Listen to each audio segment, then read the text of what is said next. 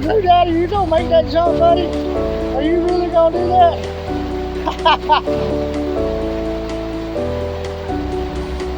Oh, I don't know. I'm scared, Mama. I did it! I did it! How do I get back?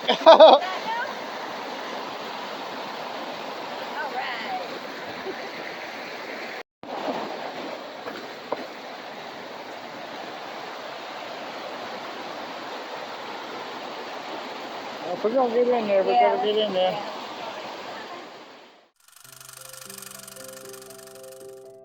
Here at Linville Caverns. We're gonna check it out. Lauren's been wanting to check it out for a little while, so that's what we're doing. You come on down to the shore. I love your princess dress. Oh, thank you. Your sea is slightly confused.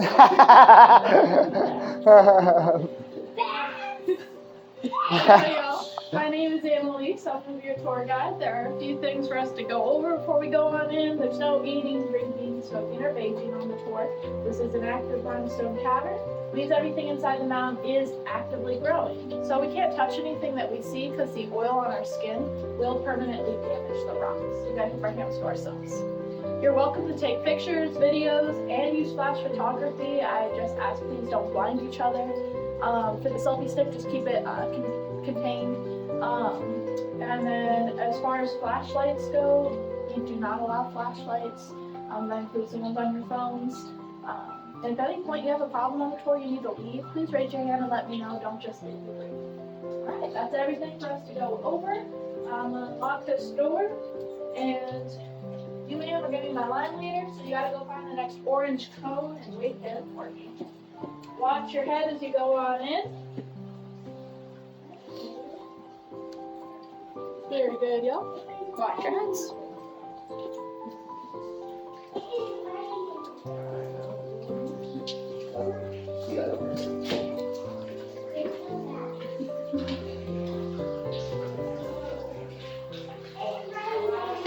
Alright, y'all. So, welcome to the inside of Hump Back Mountain. This cavern stays between 52 and 54 degrees all year round. The water flowing next to you is cold 40 degrees, so you do have fish in that water, rainbow brown and speckled trout. Now, these fish are stocked by the state of North Carolina, in case you didn't know. They stock our lakes and streams. Now, because of that, our fish are not blind. They have perfect vision. But believe it or not, the fish that were here naturally were not blind either. They also had perfect vision. That's a myth that they were blind. Blind fish can typically only be found in South America, Mexico, and one U.S. state, and they have to have a very specific genetic mutation to be blind. Now, getting into the history of our cavern, we were formally discovered in 1822 by local fishermen who were on the stream. They crawled onto a small hole in the mountain and came into this room here thinking they made an original discovery. That wasn't the case, though. They just happened to be the first people to put this place on paper. Now, technically, humans have known about this cavern for hundreds of years. That's right. The indigenous people of the area believed that the cavern was a spiritual place. And so they deemed it very high and didn't come down here out of respect. Now, years pass, and eventually the American Revolution starts brewing. And the cavern ends up being used by wounded revolutionary soldiers to hide out while they're getting from point A to point B. So we have a rich history here in the cavern. We're going to hear more about it as we continue on in. But first, you're walking on some concrete. You're being lit by some electricity. These are all recent additions to the cavern, added in 1987. The walls you see were added in the 50s. We'll talk about why they're here. But to give you an idea of what the tour would have been like before 1987, you would have been walking on a wooden plank right now with gravel laid on top, and have some lanterns periodically strung up to guide your way. Very different experience. Alright, so this first hallway we're going to go through, yes, we do have many benches. This first hallway here does have low sharp rocks, so please watch your head. You'll see more things.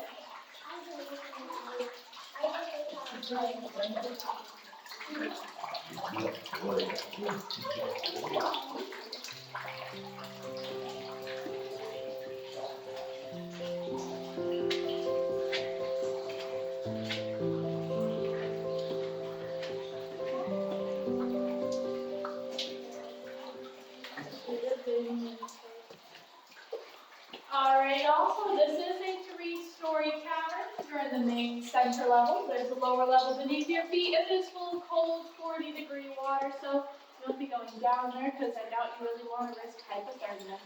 We do have multiple upper sections to our cave, including this one right here. Now this lip hanging down leads up to a small passageway. Now this passageway will continue on all the way over here behind the wall and above your heads as we continue on down the walkway. I'll show you where it pops out later. Now if any of us were to go up there and try and stand on it, it wouldn't last too long. We go crashing through the rocks below. It's because many of this upper section is truly only 2 to 3 inches thick. Now, of course, how do we know then that there's a passage going all the way along up there if we can't stand on it? Well, caving professionals came on down here and investigated that. They know how to safely disperse their weight and move through those kinds of spaces. That's why they were able to do that. Now for the rest of us average folks, we'll be able to visit the upper sections at the end of the tour that's been safely reinforced for us. As we get ready to move forward though, I want to point out we got low sharp rocks here along the right-hand side. Please be aware of that so you don't hit your head and then you look concussion marks. Right this way. Yeah, I don't think you will. Now as we come along this way, like I said, that chamber is going along your top of your head here.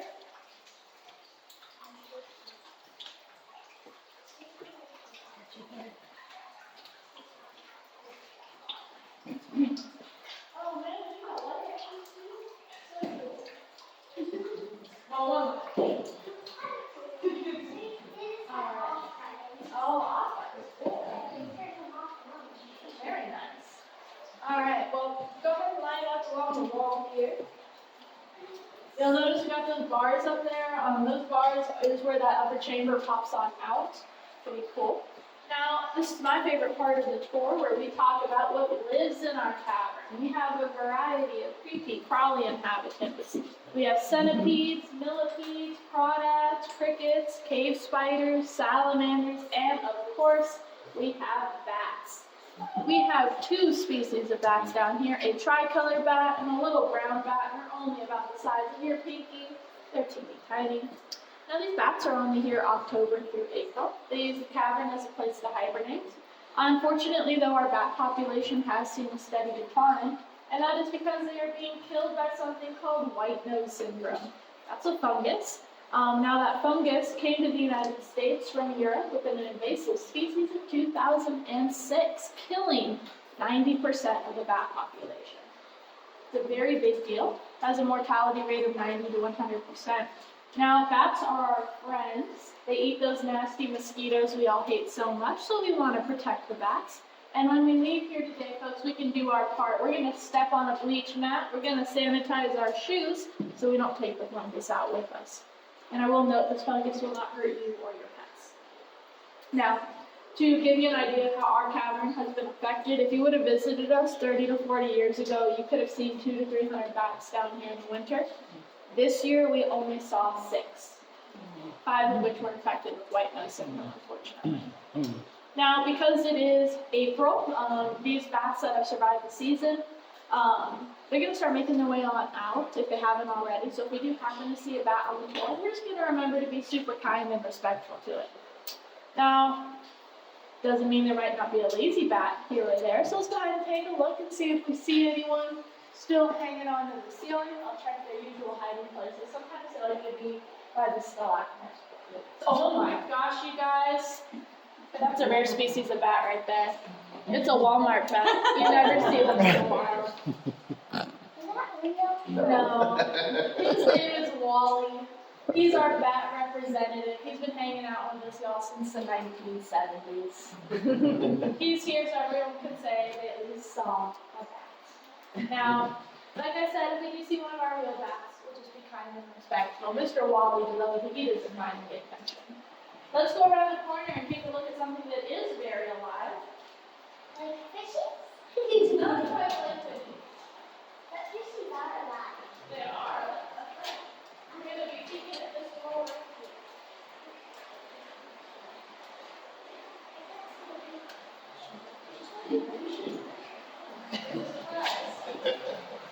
Alright, y'all.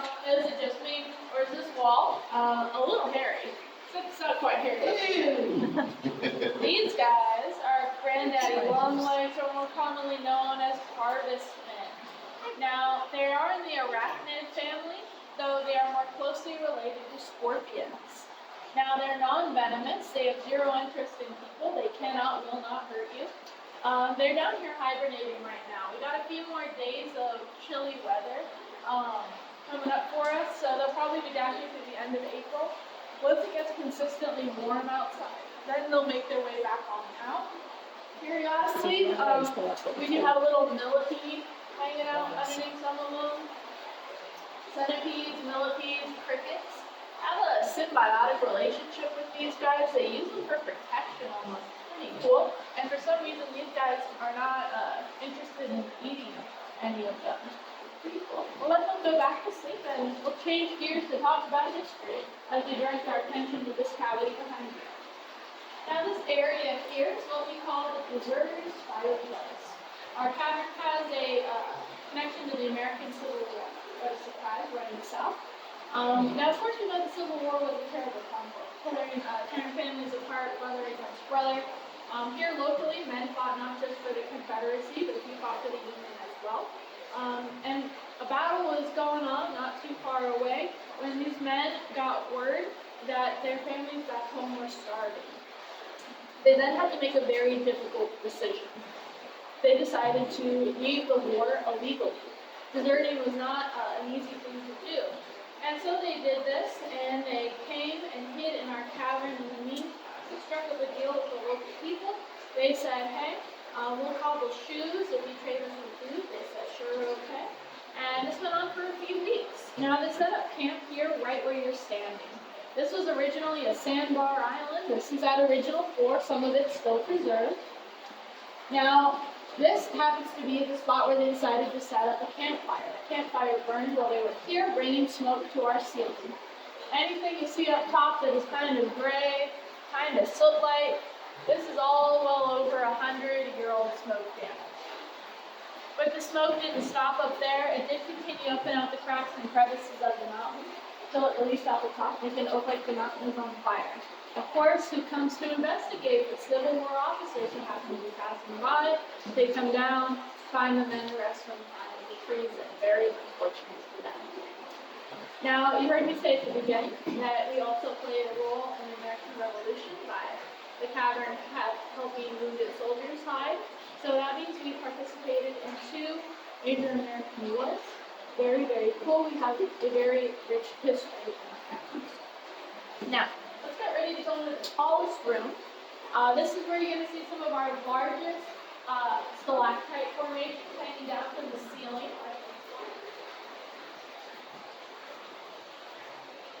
These stalactites are hanging down above you. We're going to go ahead and stand right underneath them. There we go. You fill in the square, you'll probably get dripped on. It's just water. It won't hurt you. Oh yeah. So this is what we call the cathedral, folks. It measures 23 feet ceiling to floor. The stalactites that are hanging down above you, you may have noticed they are broken. That is a result of a flood that happened here in the 1940s. Now that flood occurred because of a rogue hurricane hitting the mountains, bringing more than 8 inches of rain in less than 48 hours. Now, if you're familiar with the area here in the high country, you may have heard of areas such as Vilas and Valley Cruces, where the Mass General store is. You may have seen photographs of that flooding, water coming all the way up to the doorway of the general store. Eventually, it all had to come down the mountain, right? Surged into the cavern, filled this room to the ceiling, and flowed with such an intensity, it snapped our stalactites in half like crayons. Continued on out of the cavern, causing a bunch of devastation. And that bridge you drove across into our parking lot, totally washed away. All the way down to Marion, homes and businesses destroyed as well. So this is a lot of destruction. It takes quite some time to clear up, and we eventually reopened in the late 1940s, early 50s. At this point, we've added these man-made walls to the cavern to support the damage that was done and keep you all safe. Now, because these walls have been here since the 50s, something has started growing on them. I'm going to shine a light right behind your heads here. You see some white stuff on that wall? That's calcium, the same stuff that's in your bones and teeth and the milk that you drink. It grows naturally in our cavern. Despite this being a man-made wall, with the calcium growing on it, we consider the wall to be alive, just like the rest of the cavern system. Hypothetically, you come back here in a few million years, you may never know this man-made wall was right here. It could be completely covered up with natural rock and mineral. All that to say, the cavern is fairly adaptable without human intervention. All of the man-made additions to it, the cavern could eat up, and you'd never know it was there. Of course, that's without our intervention. Now, the next section of our tour is going to take us into the tightest and narrowest part of the cavern. It is a dead-end section, so whichever one of you goes in first will be my last one to come on out. Do any of you have an issue with claustrophobia? If you do feel like you might be uncomfortable, I recommend moving to the back. If you're one of the first couple in, everyone who's behind you will have to come out if you start to panic. Phones, keys, wallets, do make sure they're secure, because if you drop something in here, we can't get it back for you under any circumstances, and that's because you're going to be standing above the lower level to our cavern. Last bit of information is that, like I said, small space, so we're going to allow you to touch the walls. We allow you to do that because we don't want anyone to trip. We want you to be able to support yourself while you walk if you need to. I just ask that you wait till I tell you where it can touch. Alright, I've made it sound fun and inviting. So, let's go on.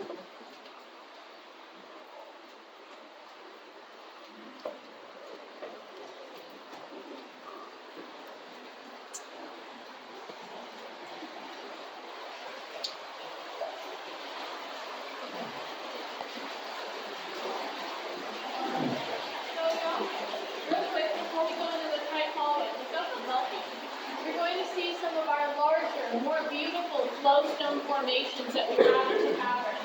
Now, flowstone form from water carrying minerals down the rock, elongating it over time. Now, where I'm standing right here, from this point going into the hall behind me, you can touch the walls. I just ask not to touch before this point, and if you could, stay on the concrete for me off. Watch your head, watch your head.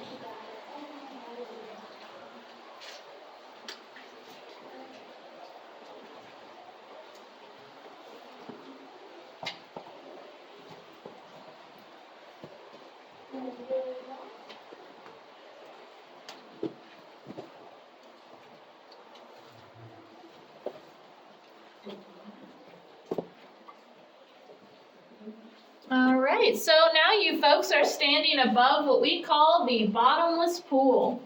This was investigated in the 1930s with a weighted 250-foot cable.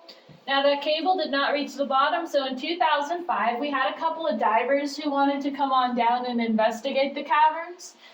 They checked out a few of these pools that we have, but this one they couldn't find the bottom of. They only made it 5 to 10 feet down, and so the space was way too tight for them to continue. Now to this day we don't know the true depth of this pool, though we do know it is more than 250 feet.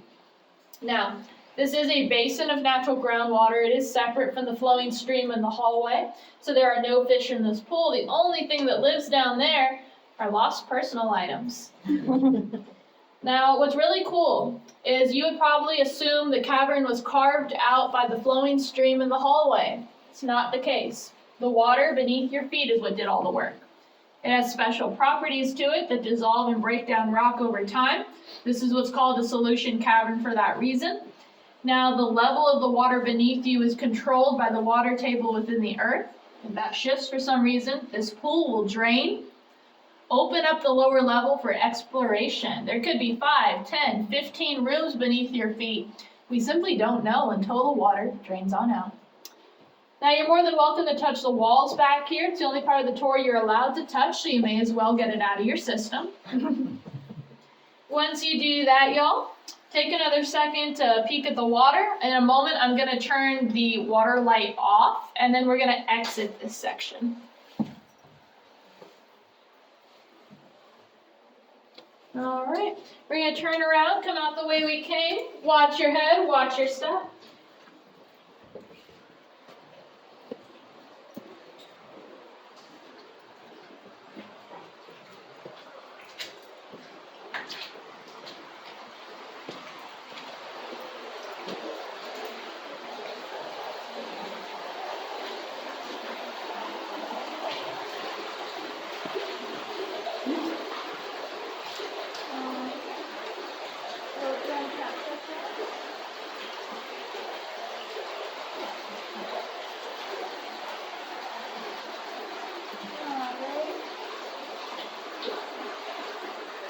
And we're going to head around the corner to the left. Right this way.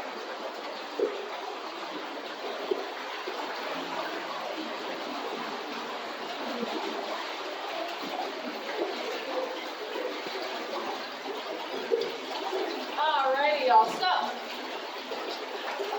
you're going to see a beautiful gray rock surrounding you in this hallway. This gray rock, this is called shady Dolomite. It makes up 85% of our cavern. This is unique to this cavern system. That's because you can typically only find this at the bottom of the ocean. What that tells us is that approximately 250 million years ago, this was the ocean floor, making everything around you an extremely rare piece of geological history. Now, you are quite literally walking through a fossil because shady Dolomite is made of decomposed sea life. That's why it chips away and breaks down so easily, forming this cavern space. Really cool stuff.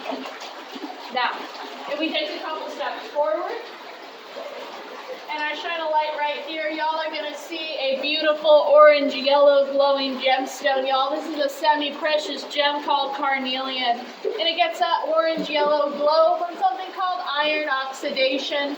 Of course, you know what that is, right? You just call it rust. Now, the whole shelf above me is made of this gemstone, all of which is federally protected, so none of it can be harvested or damaged. Now, as you come forward, please watch your head here. There's a very low shelf.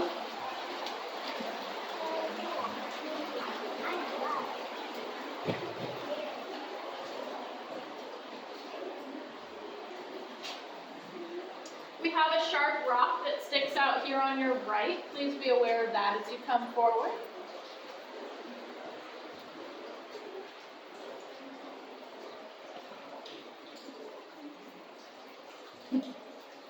Looks like a bad head.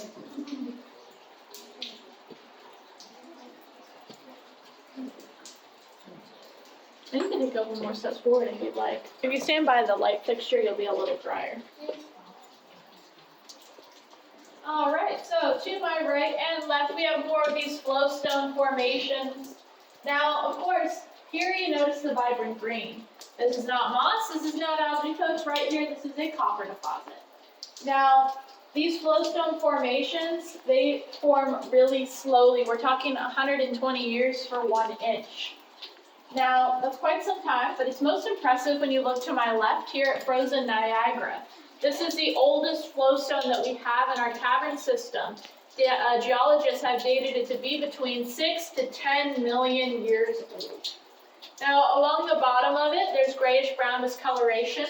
That comes from people touching it over the years, unfortunately stunting its growth and changing its color. Quite sad. Now, what's interesting is the tour used to end right here before 1987. Everything beyond frozen Niagara is a recent addition for guests. Now, when the tour ended here, this was a huge focal point for guests.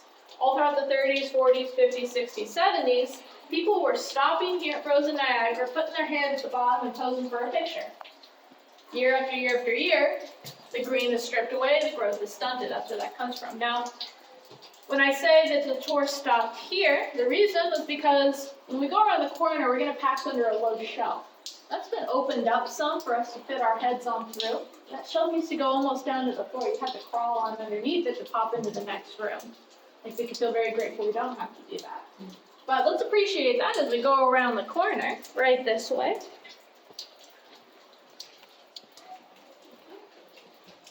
This is that low shelf that's been opened up. Watch your head. Okay.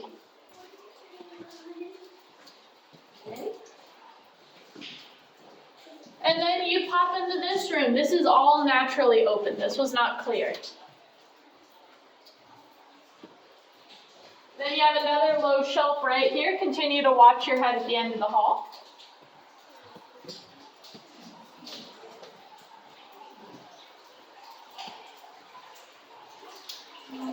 I'm going to have you go up to the top step and wait there for me.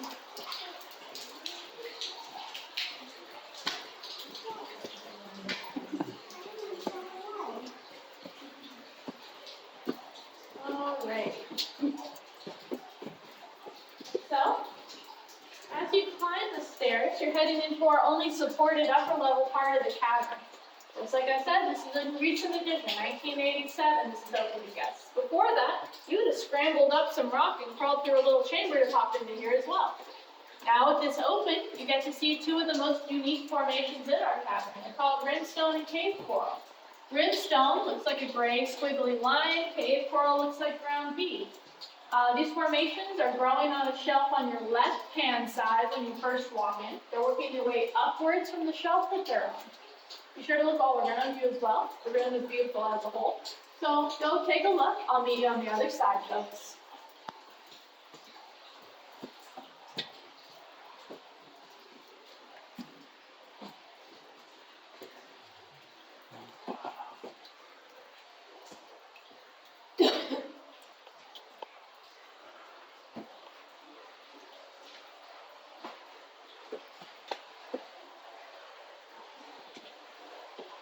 Watch your step as you come down the stairs here.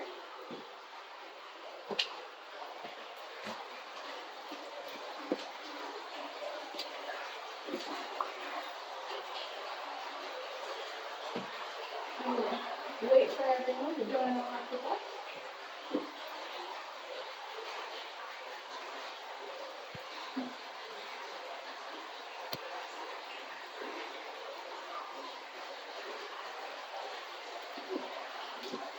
About 50 degrees in here today.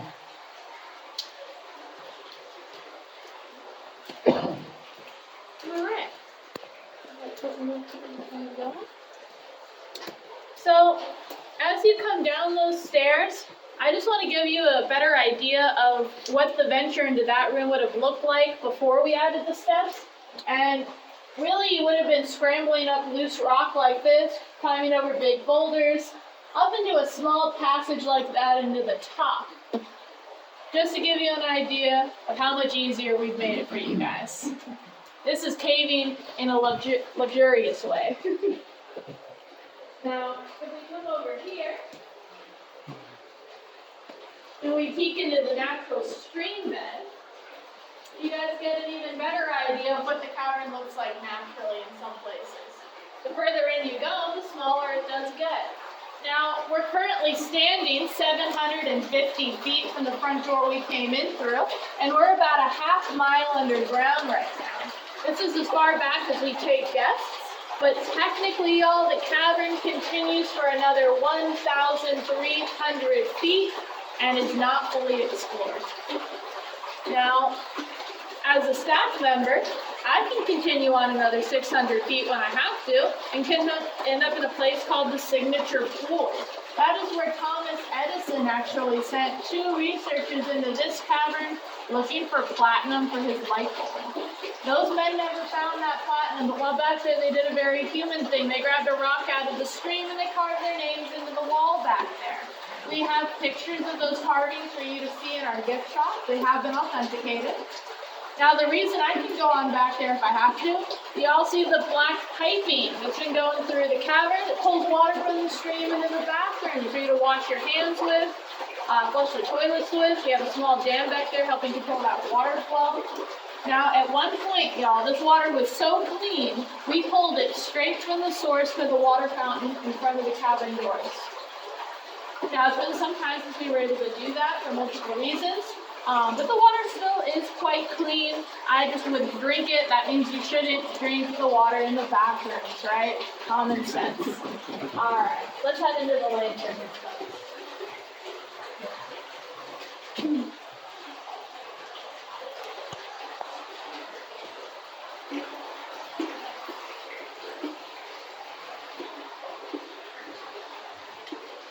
So we got everyone in here. You guys could do me a favor. Wait right here. I'll be right back.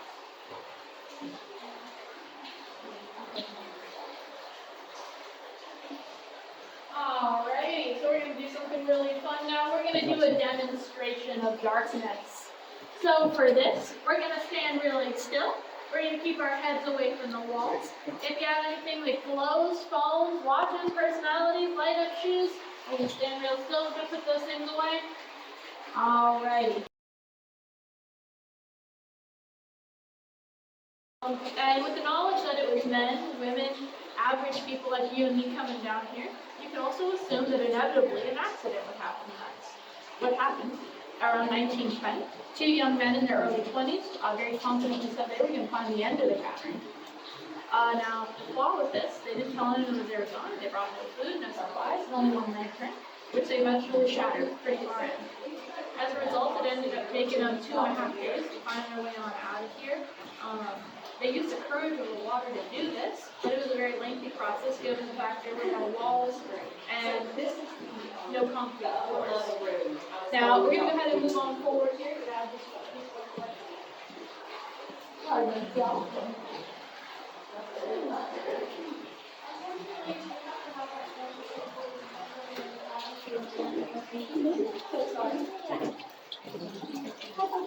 Were you going to do the fault line move? When we come around, you can go ahead though if you want. Alright, so this is the upper level room I was telling you about that we reinforced. It's called the Geology room. It's kind of hard to get you all in there where you can hear and see. So I'd just like to tell you a couple of things to look for as you go through.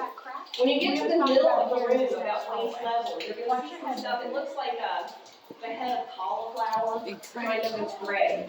As you go farther back, it turns brown. To me, it looks like a bad common bell buffet. It's very brown beachy looking. That's cave coral. You'll see a lot of dark green babies, the white. That is the Brevard fault line. That does run from Georgia to Maine. Those are our tectonic plates. They are what causes earthquakes to happen. Now, we have not seen a major earthquake here since the 1920s or early 1930s, meaning we're really due any day now. So I guess it's a good thing we're getting out of here and making it their problem back there, right? Now, real quick, before we make our escape, above your head, you're going to see a circle in the rock above that light fixture. That's a sand dollar fossil, y'all. That is a remnant from when this was the ocean floor. It's one of 3 fossils that we have down here. I'll show you my other one as we come on out. But like I said, above the light, circle in the rock, sand dollar fossil. Very cool stuff.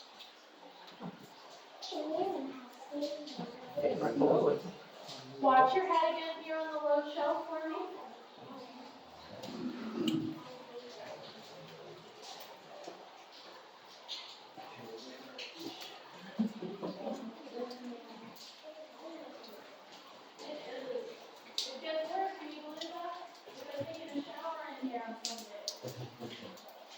Oh, yeah. Watch your head here on the left for me.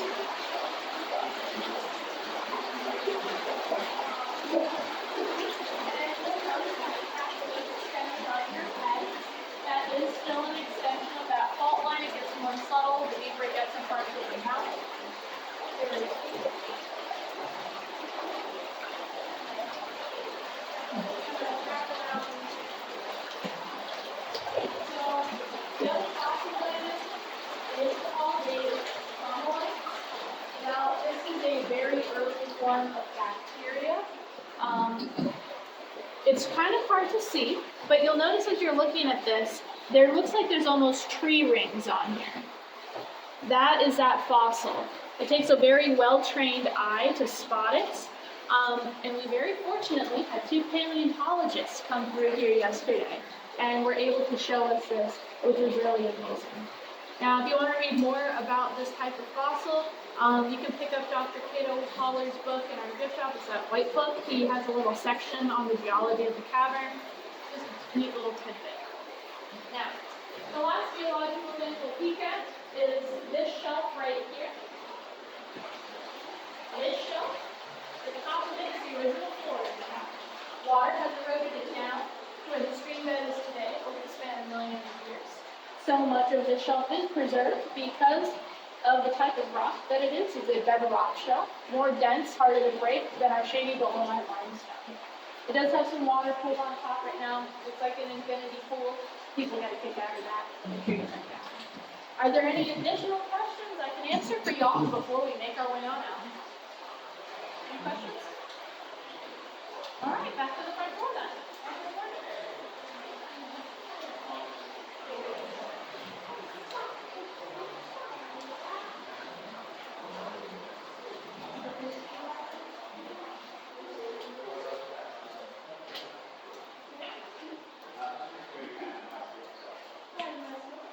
Please make sure you wash your hands through your shoes.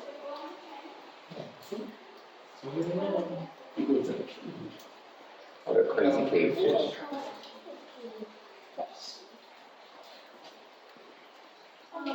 Y'all, please continue to wash your head here in the first hallway. Yeah, hope y'all enjoyed the tour. Thank you. Pretty cool. Yeah, they look like such. Alright, so. There is one last giant low-hanging rock in this room. Most people smack their head into it while they're staring at fish, so watch out.